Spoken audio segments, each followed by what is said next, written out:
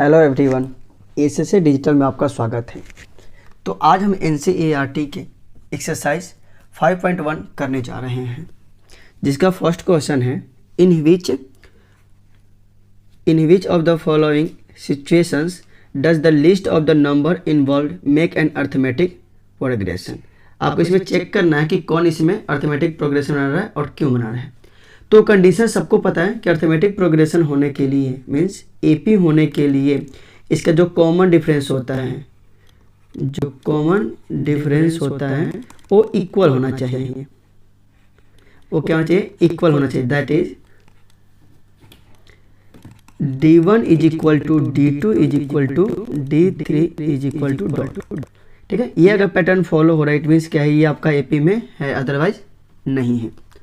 तो इसका first question है the taxi fare after each kilometre when a fair is 15 for the first kilometre and 8 for each additional kilometre.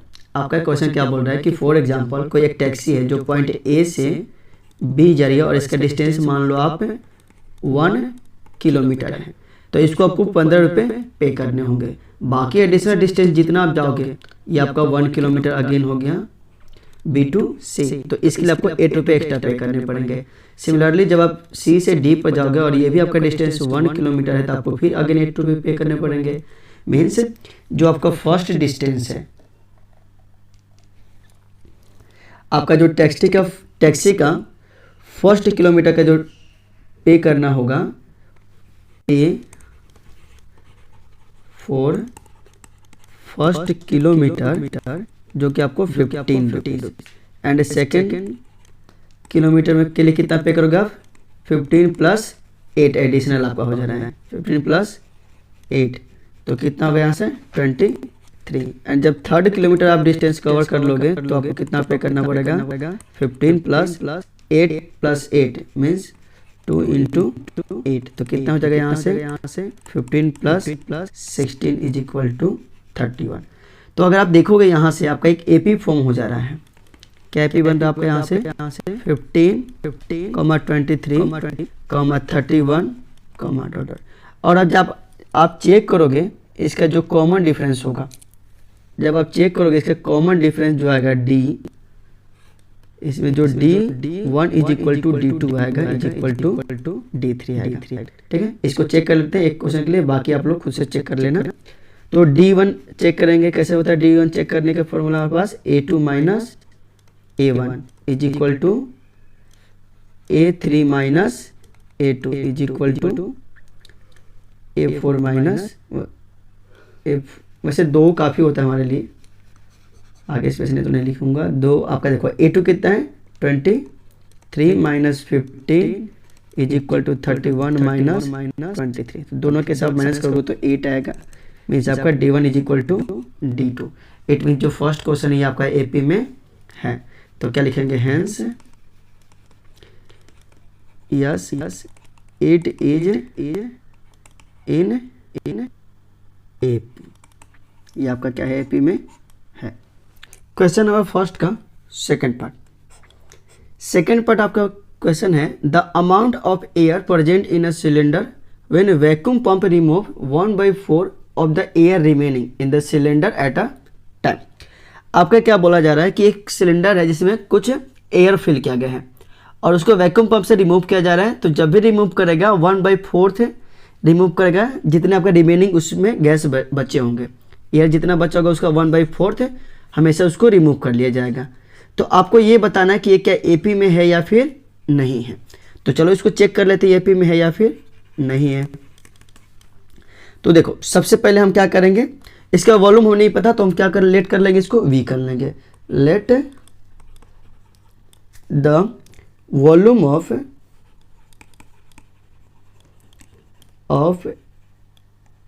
Air in cylinder initially. कितना है starting में हमने volume को V litre मान लिया। ठीक है, उसके बाद क्या बोल रहे हैं, अब हर बार उसको कितना पार्ट रिमूव किया जा रहा है? 1/4 पार्ट। तो यहाँ से आ जाएगा the vacuum pump remove 1/4 part, 1/4 of air remaining in the cylinder.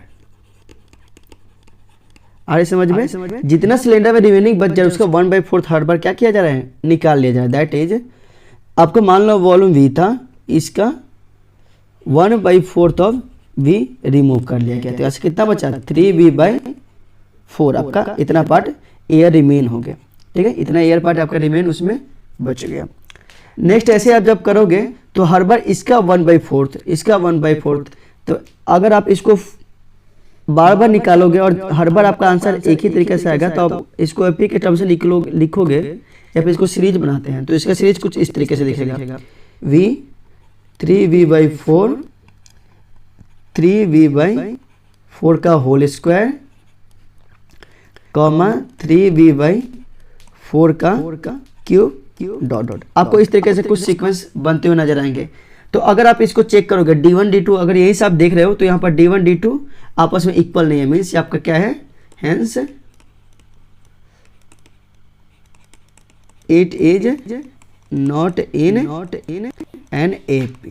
ठीक है, यहाँ पर आप D1 D2 देखोगे तो इक्वल नहीं है इसका, D1 not equal to D2, तो यहाँ से आपका क्या है, ये आपका AP में नहीं है और ये आपका आंसर हो जाएगा। तो ये आपका इसका थर्ड पार्ट है आपका the cost of the digging a well after every metre of the digging when it cost is 150 for the first metre and rise by the 50 for each subsequent metre. क्या बोल रहा है कि आपको एक कुआं खोदा जा रहा है, तो अगर आप 1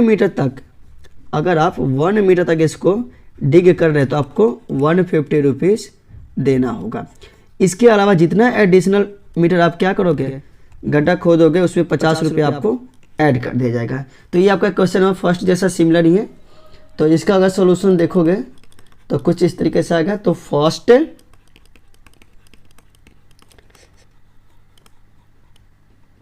मीटर आपको कितना पे करना पड़ेगा, 150 रुपीज़, इतना आपको पे करना पड़ेगा। एंड एडिशन जितना बार आपको करोगे उतना, मतलब फर्स्ट में आपको 150 पे करना पड़ा और जब सेकेंड मीटर आप करोगे इसको, सेकेंड मीटर आप इसको जब डिग करोगे तो उसमें कितना जाएगा, 150 तो आपको फर्स्ट के लिए वो तो दे दिया है, उसमें आपको 50 रुपये और ऐड कर देना होगा, मीन्स 200। सिमिलरली जब 3 मीटर तक आप कर लोगे तो 3 मीटर के लिए आपका आ जाएगा 150 प्लस 50 प्लस 50, तो कितना जगह यहाँ से 250। अब इसको आप सीरीज बना के देखोगे तो आएगा यहाँ से 150 200 250 एंड सो ऑन।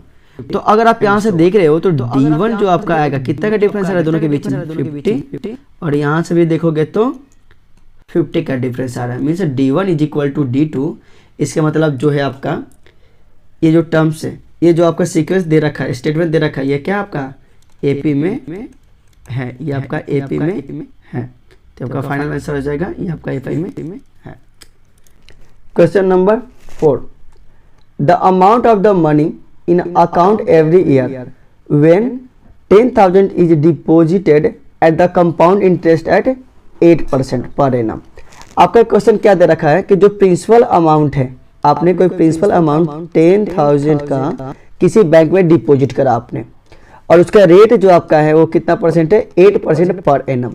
तो कैलकुलेट द कंपाउंड इंटरेस्ट, इसने क्या बोला है, कंपाउंड इंटरेस्ट पर इसने डिपॉजिट किया है।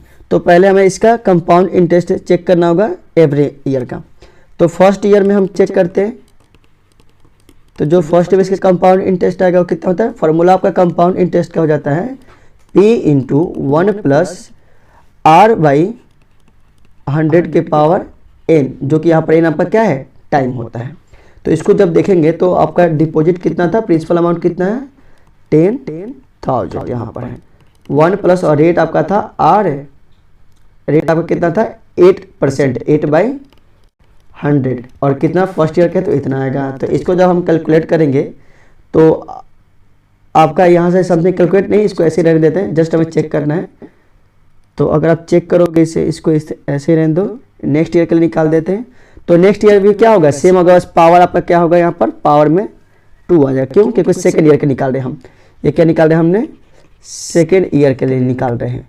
तो सेकेंड ईयर में आपका सब चीज़ सेम रहेगा, बस इसका पावर कितना हो जाएगा, 2। क्यों 2 होगा? क्योंकि हम सेकेंड ईयर के लिए फाइंड आउट कर रहे हैं, तो यहाँ पर 2 हो जाएगा। अगर थर्ड ईयर के लिए निकालेंगे तो थर्ड ईयर में आप देखोगे यहाँ से कितना आ जाएगा, ये भी आपका सेम रहेगा और इसका भी पावर अगेन क्या हो जाएगा, चेंज हो जाएगा, पावर 3। तो अगर आप देखोगे इसको पावर 1 2 3, तो इसके पावर के टर्म्स में जब भी होता है तो ये हमारा क्या होता है, एपी नहीं होता है। ठीक, और यहाँ से आप जब कॉमन डिफरेंस फाइंड आउट करोगे तो कुछ अलग ही आएगा कॉमन डिफरेंस इसका, D1 not is equal to D2 आएगा। आप फाइंड आउट करके देख लेना, तो D1 not equal to D2 आएगा। इट मीन्स ये आपका एपी में नहीं है, ये आपका एपी में नहीं है। Question number 2, right the first 4 terms of an AP. आपका क्या दे रखा है, ये एपी है, इसमें दे रखा है जिसमें आपका फर्स्ट टर्म गिवन है and common difference D given है। तो आपको फर्स्ट 4 टर्म्स निकालने हैं, फर्स्ट 4 टर्म्स निकालने हैं। तो चलो सॉल्व करते हैं इसको। कैसे करते हैं, तो किसी भी एपी में अगर आपका ए और डी पता हो तो आप इसके फर्स्ट जितने भी टर्म्स बोलेगा फाइंड आउट आराम से कर सकते हो। तो जो आपका A1 होता है, जो A1 इज इक्वल टू ए बन जाता है। ठीक, तो कितना है आपका 10 है। A2 आपका होता है इसमें A प्लस, फॉर्मूला आपने पढ़ा होगा, A प्लस n-1 इंटू में D। तो A प्लस n केवल क्या है, सेकेंड टर्म्स हम फाइंड करें, कौन सा, सेकेंड टर्म्स। तो n is equal to 2-1 into D. तो यहाँ से क्या आ गया आपका A प्लस डी। तो यहाँ पर आपको देख रहा होगा कुछ ट्रिक दिख गया यहाँ से, है ना, जितना टर्म्स पूछा है उससे 1 माइनस करके डी लिख दो, आपका आंसर आ जाता है। तो आपका ये फॉर्मूला क्या बन गया, यहाँ से A2 is equal to A plus D. आप चाहो तो डायरेक्ट ये वाली वैल्यू लिख सकते हो। तो यहाँ से A कितना है आपका 10 और D भी कितना है 10, तो 20 आ गया A2। सिमिलरली A3 लिखेंगे तो हम इतना पूरा नहीं लिखेंगे, A प्लस क्या बन गया, यहाँ पर हमें A2 निकालना था तो D में से जो D की वैल्यू थी उसमें 1 कम करके लिख दे रहे थे, और यहाँ पर हमें A3 निकालना है तो क्या लिखेंगे 2D। तो A की वैल्यू कितना है 10 plus 2 into 10, that is 30। Similarly A4 लिखेंगे तो कितना आएगा यहाँ से A प्लस 3D, करेक्ट, बिल्कुल जैसे ने 3D बोला होगा सही है उनका।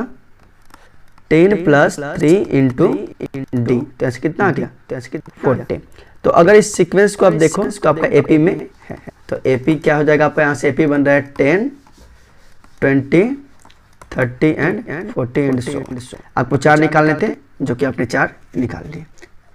इसका सेकंड का सेकंड पार्ट, जिसमें आपका ए दे रखा है -2 और डी इज इक्वल टू 0। क्या निकालना आपको, फर्स्ट 4 टर्म्स। तो पिछले वाले क्वेश्चन में आपने देखा होगा कि हम डायरेक्ट निकालना भी सीख गए थे। A1 is equal to A is equal to -2, A2 is equal to A plus D. तो A2 कितना है -2 प्लस 0 इज इक्वल टू -2। किसी भी नंबर पे 0 से मल्टीप्लाई करोगे वो नंबर 0 ही हो जाता है। सिमिलरली A3 आप निकालोगे तो A प्लस 2D, तो -2 प्लस 0 इंटू 2 इंटू 0, तो यहाँ से कितना गया -2। ऐसे ही आप निकाल लो A4, तो A plus 3D is equal to -2 plus 3 into 0, तो कितना गया -2। तो जो आपका AP आया कुछ इस तरीके से आ गया -2, -2, -2, -2। ठीक है, ये आपका AP बन गया। आपका कॉमन डिफरेंस D कितना था 0 था, जिसकी वजह से जो AP है आपका A के अराउंड ही घूमेगा। इसके नेक्स्ट थर्ड पार्ट, जिसमें A is equal to 4 and D is equal to -3 है।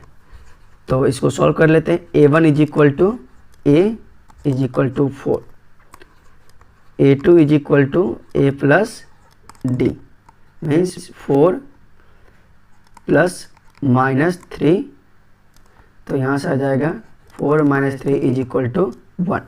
यहाँ पर आपका डिक्रीजिंग AP बनेगा।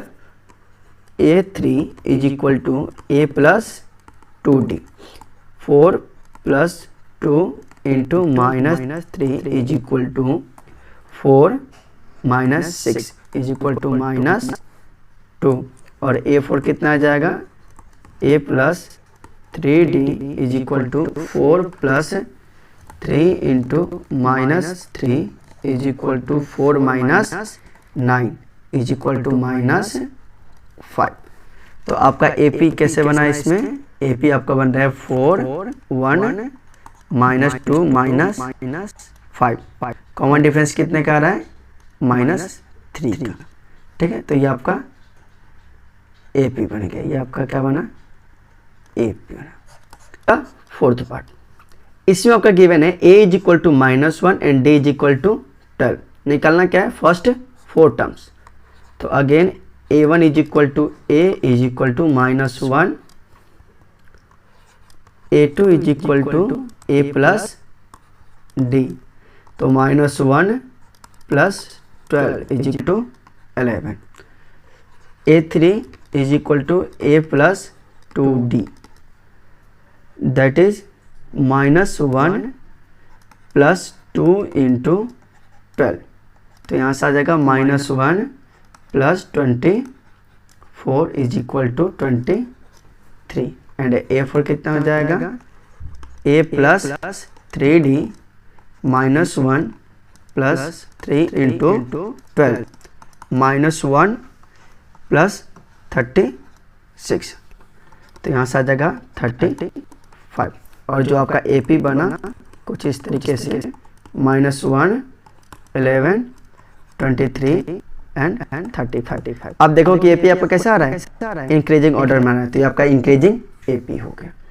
ठीक है, पार्ट इसका है फिफ्थ पार्ट। इसमें A is equal to -1.25 and D is equal to -0.25 दे रखा है। फाइंड फर्स्ट 4 टर्म्स, और आपके अगले 4 टर्म्स निकालने हैं।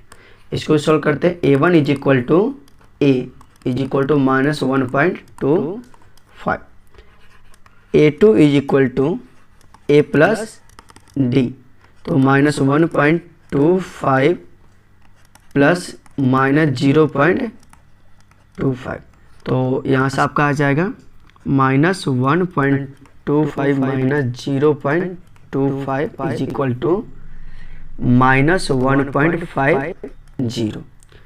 सिमिलरली A3 आ जाएगा आपका A plus 2D, -1.25 plus 2 into 0.25 is equal to 1.25 minus में, तो यहाँ से माइनस प्लस -0.50, तो यहाँ से कितना आ जाएगा? अगेन ये भी आपका माइनस में है, तो इनको सॉल्व करेंगे तो आएगा आपका -1.75। एंड A4 कितना आएगा आपका? A4 is equal to A plus 3D, तो A की value -1.25 plus 3 into 0.25 is equal to -1.25 minus आपका आ जाएगा 0.75 इज इक्वल टू यहाँ से कितना आ जाएगा? 2.00 माइनस 2.00। तो इसका AP क्या बनेगा? AP is equal to -1.25 minus 1.50 minus 1.75 and minus 2.00 and so on. ये आपका क्या बनेगा? AP बनेगा, और ये आपका फाइनल आंसर है। क्वेश्चन नंबर 3 है आपका, for the following APs write the first terms and common difference. ये सबसे इजीएस्ट क्वेश्चन है आपका। इसमें आपको common difference and first terms लिखने हैं। तो आपको पता है फर्स्ट टर्म क्या होता है? अभी जस्ट आपने क्वेश्चन नंबर 2 में देखा था, तो आपको पता है फर्स्ट टर्म क्या होता है? अभी जस्ट आपने क्वेश्चन नंबर 2 में देखा था। जो फर्स्ट टर्म आपका होता है A1 is equal to A, जो आपका AP का पहला टर्म्स होता है उसको क्या बोलते हैं? फर्स्ट टर्म बोलते हैं। A1 is equal to A is equal to 3, और यहाँ से D कितना आ जाएगा? D इज इक्वल टू क्या होता है फॉर्मूला? A2 माइनस A1, तो A2 की वैल्यू कितना है? 1 माइनस 3 इज इक्वल टू -2, तो आपका D कितना आ गया? D is equal to -2 and common difference is equal to -2 and first term is equal to 3। इसका सेकेंड पार्ट में देखते हैं, a इज इक्वल टू कितना आएगा -5 and d is equal to कितना आएगा यहाँ से a2 माइनस a1, तो a2 की वैल्यू कितना है -1 माइनस ऑफ -5, तो माइनस और माइनस माइनस प्लस के 5, तो यहाँ से आ जाएगा d is equal to 4। d is equal to कितना आ गया आपका 4 आ गया। थर्ड देखते हैं, इसमें थर्ड में a कितना है आपका, a दे रखा है, यहाँ कॉमन गलती से भूल के लगाना, तो आपका a दे रखा है इसमें, a is equal to 1 and d कितना आएगा यहाँ से, d is equal to a2 minus a1, तो 5 माइनस 1 तो कितना यहाँ से 4, d इज इक्वल टू 4। इसमें आपका गिवन था कि आपका AP में है, इसे आपको चेक नहीं करना है, इसको आपको बताना है कि a एंड d क्या हो गई, पहले से आपका ये गिवन है कि आपका AP में है, ठीक है, तो कन्फ्यूज मत होना। इसका फोर्थ पार्ट देखते हैं, फोर्थ पार्ट में a is equal to 0.6, a की वैल्यू कितना आ गया 0.6, d इज इक्वल टू कितना आ गया यहाँ से a2 माइनस a1, तो a2 की वैल्यू यहाँ से 1.7 माइनस 0.66 दैट इज 1.1, तो यहाँ से d कितना आ गया 1.1 आ गया। तो इस तरीके से हमने क्वेश्चन नंबर 3 भी कंप्लीट कर लिया। नेक्स्ट वीडियो में करेंगे, तब तक के लिए आप चैनल को लाइक शेयर एंड सब्सक्राइब कर दें। धन्यवाद।